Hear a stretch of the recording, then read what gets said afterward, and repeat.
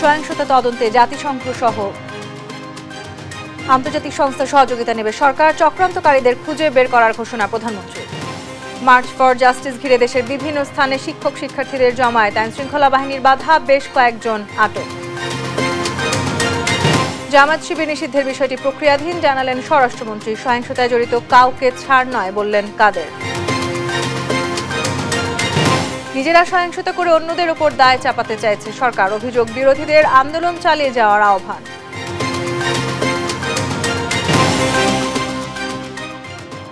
আমন্ত্রণ সংবাদ রাতে, দেখছিলেন সংবাদ শিরোনাম, সাথে আছি আমি তাসনুভা তন্নি। কোটা আন্দোলনের নামে সহিংসতা ও হত্যাকাণ্ডের সুষ্ঠু তদন্তের জন্য জাতিসংঘের কাছে আবেদন নেওয়া হবে আন্তর্জাতিক সংস্থাগুলোর সহযোগিতা, জানিয়েছেন প্রধানমন্ত্রী শেখ হাসিনা। বলেন, ঘোলা পানিতে মাছ শিকারের চক্রান্তে কারা জড়িত তাদের খুঁজে বের করতে হবে। জাতীয় মৎস্য সপ্তাহ উদ্বোধন অনুষ্ঠানে এসব কথা বলেন প্রধানমন্ত্রী। জয় যাদবের রিপোর্ট। দেশের প্রাণীজ আমিষের 60% যোগান আসে মৎস্য সম্পদ থেকে। 2008-এ যেখানে মৎস্য উৎপাদন ছিল 25 লাখ মেট্রিক টন, সেখানে 15 বছরে তা বেড়ে দাঁড়িয়েছে 50 লাখ মেট্রিক টনেরও বেশি। 2030 সালে লক্ষ্য 65 লাখ মেট্রিক টন। এমন প্রেক্ষাপটে বুধবার সকালে রাজধানীর বঙ্গবন্ধু আন্তর্জাতিক সম্মেলন কেন্দ্রে জাতীয় মৎস্য সপ্তাহের উদ্বোধনী অনুষ্ঠানে যোগ দেন প্রধানমন্ত্রী শেখ হাসিনা। বক্তব্যের শুরুতেই সম্প্রতি কোটা আন্দোলনের নামে সহিংসতা নিয়ে কথা বলেন তিনি। সমবেদনা জানান স্বজনহারা মানুষের প্রতি। বলেন, যে ঘটনা ঘটেছে তা ভাবনার বাইরে। আমি কোনোদিন ভাবতে পারিনি যে এই সময় এই ধরনের একটা অবস্থার সৃষ্টি হবে, আর সেখানে এতগুলি তাজা প্রাণ যাবে। স্থাপনা যেগুলি ধ্বংস করছে সেগুলি তো পুনর্গঠন করা যাবে, কিন্তু যে প্রাণগুলি ঝরে গেল সেগুলি তো আমরা ফিরে পাবো না। সহিংসতা ও হত্যাকাণ্ডের তদন্তে আন্তর্জাতিক সংস্থার সহযোগিতা নেওয়া হবে বলে জানান সরকার প্রধান। কারণ দাবির অপেক্ষা আমি রাখিনি, আমি তার আগেই জুডিশিয়াল কমিটি করে দিয়ে, এবং আজকে আবার আমি নির্দেশ দিয়েছি, আমরা একজন জজ সাহেবকে দিয়ে করেছিলাম, সেখানে আমি বলেছি আরও 2জন জজ সাহেব দিয়ে আরও 2জন লোকবল বৃদ্ধি করে দিয়ে এবং তার তদন্তের পরিধি বাড়ানো। সেই সঙ্গে আমরা জাতিসংঘের কাছে আবেদন করেছি যে আমরা আন্তর্জাতিকভাবে বিভিন্ন সংস্থা আছে, বিশেষ করে বিদেশে, তাদের কাছে আমরা সহযোগিতা চাই যে এই ঘটনার যথাযথ সুষ্ঠু তদন্ত এবং যারা এর সঙ্গে দোষী তাদের সাজার ব্যবস্থা। প্রধানমন্ত্রীর প্রশ্ন, আন্দোলনের নামে ধ্বংসযজ্ঞ চালিয়ে কে কি অর্জন করলো? যে ইস্যুটা নেই সেটা নিয়েই আন্দোলনের নামে এই ধ্বংসাত্মক কার্যকলাপগুলি, দেশের অর্জনকে নষ্ট করা, আন্তর্জাতিকভাবে বাংলাদেশের ভাবমূর্তি নষ্ট করা, কে কি অর্জন করলো সেটাই আমার প্রশ্ন। আমার কাছে ক্ষমতা তো ভোগের বস্তু না, আমি তো আয়াস আরাম করার জন্য ক্ষমতা আসিনি। আমি দিন রাত অক্লান্ত পরিশ্রম করেছি বাংলাদেশটাকে একটু উন্নত করতে, এবং সেটা আমি সফলভাবে করতে পেরেছি। সেবা খাত ধ্বংস করে যারা দেশের ভাবমূর্তি ক্ষুণ্ণ করেছে তাদের বিচারের ভার দেশবাসীর উপর ছেড়ে দেন প্রধানমন্ত্রী শেখ হাসিনা। একটা ঘটনা ঘটিয়ে ঘোলা পানিতে মাছ শিকার করে দেশকে পিছনে টেনে নেওয়ার এই চক্রান্তে যারা জড়িত, সেটা আপনাদের খুঁজে বের করা উচিত। জয় যাদব, দেশ টিভি, ঢাকা। বৈষম্য বিরোধী ছাত্র আন্দোলনের ডাকা মার্চ ফর জাস্টিস কর্মসূচি ঘিরে হাইকোর্ট এলাকায় জমায়েত করেছেন শিক্ষক শিক্ষার্থী ও আইনজীবীরা। শুরুতে বেশ কয়েকজনকে আটক করা হলেও পুলিশের বাধা উপেক্ষা করে সড়কে বসে পড়েন তারা। আন্দোলনকারীদের ঠেকাতে মোতায়েন করা হয় বিজিবি। এদিকে আইনশৃঙ্খলা বাহিনীর তৎপরতায় নিম্ন আদালত এলাকায় সড়কে নামতে পারেনি শিক্ষার্থীরা, তবে বিক্ষোভ করেন আইনজীবীরা। আরও জানাচ্ছেন হাসান মাহমুদ। বৈষম্য বিরোধী ছাত্র আন্দোলনের মার্চ ফর জাস্টিস কর্মসূচি শুরুর আগেই বুধবার সকাল 11:30টার দিকে হাইকোর্ট মোড় এলাকা থেকে এক শিক্ষার্থীকে আটক করে পুলিশ। তাকে ছাড়াতে পুলিশের সঙ্গে ধস্তাধস্তি হয় ঢাকা বিশ্ববিদ্যালয়ের 2 নারী শিক্ষকের। এটা কি ধরনের কথা? আপনারা তো ছিলেন, আমরা কি একটা জায়গায় দাঁড়ানোর রাইট নাই? সো আমি তো মনে করি না যে আমি যখন আমার স্টুডেন্টের জন্য দাঁড়াতে পারবো না 120টা স্টুডেন্টের সামনে গিয়ে ক্লাস নেওয়ার মতো নৈতিক অধিকার আমার থাকে। দুপুর 12টার দিকে আটক করা হয় বেশ কয়েকজন শিক্ষার্থীকে। মৎস্য ভবনের সামনে থেকেও কয়েকজনকে আটক করে পুলিশ।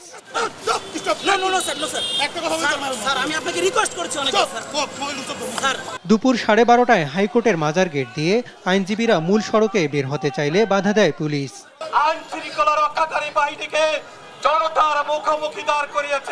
এ সময় গেটের বাইরে পুলিশের গাড়ি আটকে দেন অভিভাবকরা। বাকবিতণ্ডার এক পর্যায়ে আটক 2 শিক্ষার্থীকে ছেড়ে দেয় পুলিশ। বেলা 1টার দিকে দোয়েল চত্বর থেকে হাইকোর্ট মোড়ের দিকে মিছিল নিয়ে আসেন বিভিন্ন বিশ্ববিদ্যালয়ের শিক্ষক শিক্ষার্থীরা। শিশু একাডেমির সামনে পুলিশ বাধা দিলে রাস্তায় বসে পড়েন তারা। এই রাষ্ট্রটা বাঁচলে রাজনীতি করা যাবে। আমরা কোনো দলের পক্ষ থেকে দালালি করতে আসি নাই, আমরা দেশের পক্ষে দালালি করতে এসেছি। 71-এ 14ই ডিসেম্বর যারা প্রাণ দিয়েছে তাদের রক্তের প্রতিজ্ঞা করছি, তাদের রক্তের ঋণ পরিশোধ করার জন্য আপনাদের পাশে আছি যতদিন না আন্দোলন সফল হয়। পরে আবারও জড়ো হওয়ার চেষ্টা করেন শিক্ষার্থী ও অভিভাবকরা। এ সময় পুলিশ বিজিবির বাধার মুখে ব্যঙ্গাত্মক স্লোগানে মেতে ওঠেন তারা। এরপর চারদিক থেকে জড়ো হয় আরও শিক্ষার্থী। এক পর্যায়ে পুলিশ বিজিবি হাইকোর্টের গেটে অবস্থান নিলে রাস্তায় বসে পড়েন আন্দোলনকারীরা। থেমে থেমে চলতে থাকে শিক্ষার্থী অভিভাবকদের বিক্ষোভ। বিকেল 4টার দিকে শেষ হয় হাইকোর্ট এলাকার মার্চ ফর জাস্টিস কর্মসূচি। এদিকে নিম্ন আদালত এলাকাতেও বিক্ষোভ করেন আইনজীবীরা। হাসান মাহমুদ, দেশ টিভি, ঢাকা। রাজধানীর বাইরেও চট্টগ্রাম, রাজশাহী সহ দেশের কয়েকটি জেলায় বিক্ষোভ করেছে বৈষম্য বিরোধী ছাত্র আন্দোলন। এতে অংশ নেয় শিক্ষক, শিক্ষার্থী ও আইনজীবীরা। কয়েকটি জায়গায় বিক্ষোভকারীদের লাঠি চার্জ করে পুলিশ। আটক করা হয় বেশ কয়েকজনকে। সহকর্মীদের পাঠানো তথ্যচিত্রে টুম্পা আফরোজের ডেস্ক রিপোর্ট। শিক্ষার্থী হত্যা এবং নির্বিচারে আটকের প্রতিবাদে সড়ক, আদালত প্রাঙ্গণ এবং বিশ্ববিদ্যালয় ক্যাম্পাসে বিক্ষোভ করেছে শিক্ষক, শিক্ষার্থী ও আইনজীবীরা। বুধবার বেলা 11:30টায় রাজশাহী বিশ্ববিদ্যালয়ের প্যারিস রোডে সমবেত হন জাতীয়তাবাদী শিক্ষক ফোরামের শিক্ষকরা। এ সময় মানববন্ধনে শিক্ষকরা চলমান গণগ্রেপ্তার এবং হয়রানির প্রতিবাদ জানান। অবিলম্বে শিক্ষার্থী হত্যার বিচার দাবি করেন তারা। পরে শিক্ষার্থীদের ওপর হামলার বিচার ও হয়রানি না করা সহ 10 দফা দাবি জানিয়েছেন এ বিশ্ববিদ্যালয়ের মুক্তিযুদ্ধের চেতনা ও মূল্যবোধে বিশ্বাসী প্রগতিশীল শিক্ষক সমাজও।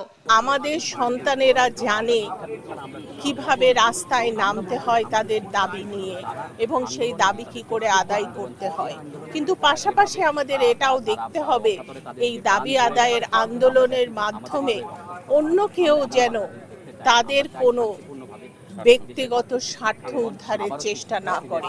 যারা নিহত হয়েছে অবশ্যই তাদের দিকে দেখতে হবে এবং নিহতের ঘটনা, এটা যে ক্রাইম, সেই ক্রাইমটাকে ডিটেক্ট করতে হবে এবং যারা রেসপন্সিবল তাদের পানিশমেন্টের ব্যবস্থা করতে হবে।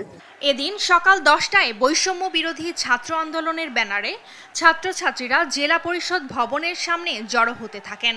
পরে মিছিল নিয়ে নগরীর লালদিঘি এলাকায় কিছুক্ষণ অবস্থানের পর আইনজীবীদের একাংশ যুক্ত হন বিক্ষোভে। পরে চট্টগ্রামে আদালতপাড়ার দোয়েল ভবনের সামনে অবস্থান নেন তারা। এ সময় উই ওয়ান্ট জাস্টিস সহ বিভিন্ন স্লোগান দেন তারা। এ সময় তৎপর ছিল বিপুল পরিমাণ আইন শৃঙ্খলা বাহিনীর সদস্য। কুটিরা কেন এখনো বাহিরে ঘুরছে এবং আমাদের বোনদেরকে, আমাদের ভাইদেরকে তুলে নেওয়া যাওয়া হয়েছে। বিচার করার পরে আমরা মাঠ থেকে যাব। প্রত্যেকটা নির্বিচারে হত্যার বিচার করতে হবে। যারা মারা গেছে তাদেরকে কি ফিরাই দিতে পারছে? তাদেরকে তো ফিরাই দিতে পারে নাই। তাদের ওই হত্যার দাবিটাই তো চাচ্ছে ওরা। আমারও বাচ্চা তো আছে, তাহলে যাদের মা যাচ্ছে ওদের কত হয়রানি হচ্ছে, কত কষ্ট হচ্ছে। ওরা কিন্তু নিরপরাধ, ওরা তো কোনো অপরাধ করেনি আসলে। বরিশালের টাউন হল প্রাঙ্গণ এবং আদালত চত্বরে জড়ো হওয়ার চেষ্টা করলে বিক্ষোভকারীদের লাঠিচার্জ করে পুলিশ। এতে আহত হন 20 জন। এ সময় আটক করা হয় 12 জনকে। তারা এসেছে শুধুমাত্র সমন্বয়কদের মুক্তি দাবি করতে এবং 9 দফা দাবির জন্য। তাদেরকেও যে এরা স্বাধীনতা বিরোধী আখ্যা দিয়ে যেভাবে হামলা করেছে, এ থেকেই বোঝা যায় সরকার ফ্যাসিবাদের শেষ পর্যায়ে পৌঁছে গেছে। এছাড়া নরসিংদী, বগুড়া, ময়মনসিংহ সহ বিভিন্ন স্থানে একই দাবিতে বিক্ষোভ করেছে আন্দোলনকারীরা। টুম্পা আফরোজ, নিউজ ডেস্ক, দেশ টিভি। সন্ত্রাস দমন আইনে জামায়াত শিবিরের রাজনীতি নিষিদ্ধের প্রক্রিয়া চলছে বলে জানিয়েছেন স্বরাষ্ট্রমন্ত্রী আসাদুজ্জামান খান কামাল। বুধবার সন্ধ্যায় সচিবালয়ে এক সংবাদ সম্মেলনে এই তথ্য জানান তিনি। জানান, যে কোনো সময় এ নিয়ে প্রজ্ঞাপন জারি করা হবে। জামায়াত শিবির নিষিদ্ধ, এটা আগেই নিষিদ্ধ ছিল। আপনারা জানেন জিয়া রহমান সাহেব এসে আবার তাদেরকে রাজনৈতিক অধিকারটা দিয়েছে দল করা, এবং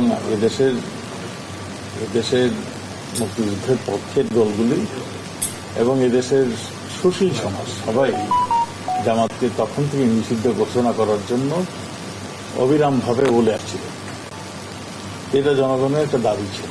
গত পরশুদিন 14 দলের সঙ্গে মিটিং হয়েছে এবং মাননীয় প্রধানমন্ত্রী অনেকের সঙ্গে মতামত নিয়েছেন। সবাই মাননীয় প্রধানমন্ত্রীকে এই দলটি নিষিদ্ধ করার জন্য, শুধু জামাত ইসলাম এবং শিবির এই দুই দলকে নিষিদ্ধ করার জন্যই পরামর্শ দিয়েছে। অভিমান ভুলে আওয়ামী লীগ নেতাকর্মীদের ঐক্যবদ্ধভাবে আগুন সন্ত্রাস মোকাবিলার আহ্বান জানিয়েছেন দলের সাধারণ সম্পাদক ওবায়দুল কাদের। বলেন, বিএনপি জামাতের এবারের সহিংসতা অতীতের সবকিছুকে ছাড়িয়েছে, তাদের কাউকে ছাড় দেয়া হবে না বলেও জানান তিনি। শাহিদুজ্জামান সাকিবের রিপোর্ট। বুধবার সকালে বঙ্গবন্ধু এভিনিউয়ে আওয়ামী লীগের কেন্দ্রীয় কার্যালয়ে সাবেক ছাত্র নেতাদের সাথে মতবিনিময় করেন ওবায়দুল কাদের। এ সময় তিনি জানান, 2013-14 সালের মতো আবারও আগুন সন্ত্রাস সংঘটিত হচ্ছে। হুঁশিয়ারি করেন, এ ঘটনায় ছাড় পাবে না কেউ। বাংলাদেশে যে নষ্ট রাজনীতি, সাম্প্রদায়িক রাজনীতি, জঙ্গিবাদী রাজনীতি প্রবর্তন করেছিল, তার ব্যাকগ্রাউন্ড আমাদের জানতে হবে। এই অপশক্তিকে যে কোনো মূল্যে আমাদের প্রতিরোধ করতে হবে। ভেদাভেদ ভুলে সহিংসতার বিরুদ্ধে সবাইকে ঐক্যবদ্ধ হওয়ার আহ্বান জানান আওয়ামী লীগ সাধারণ সম্পাদক। এই নারকীয় তাণ্ডবের সাথে আজকে আমাদের লড়তে হচ্ছে, একসাথে লড়তে হবে, একসাথে। মান অভিমান সব ভুলে যেতে হবে। বিএনপি জামায়াতের ধ্বংসযজ্ঞের সময় সাধারণ জনগণ প্রতিরোধ গড়ে তুলেছে বলেও মন্তব্য করেন ওবায়দুল কাদের। গণতন্ত্র বিরোধী। শাহিদুজ্জামান সাকিব, দেশ টিভি, ঢাকা। বর্তমান পরিস্থিতিতে আন্দোলন চালিয়ে যাওয়ার বিকল্প নেই বলে মন্তব্য করেছেন বিএনপি চেয়ারপারসনের উপদেষ্টা ব্যারিস্টার মাহবুব উদ্দিন খোকন। আর আইনশৃঙ্খলা বাহিনী পেশাদার আচরণ করলে ক্ষমতাসীনরা পালানোর পথ পাবে না বলে মন্তব্য করেন বিপ্লবী ওয়ার্কার্স পার্টির সাধারণ সম্পাদক সাইফুল হক। জোট নেতাদের দাবি, নিজেদের সহিংসতার দায় অন্যদের উপর চাপিয়ে আন্দোলন দমনের চেষ্টা করছে সরকার। বিস্তারিত সাইফুল রিপনের প্রতিবেদনে।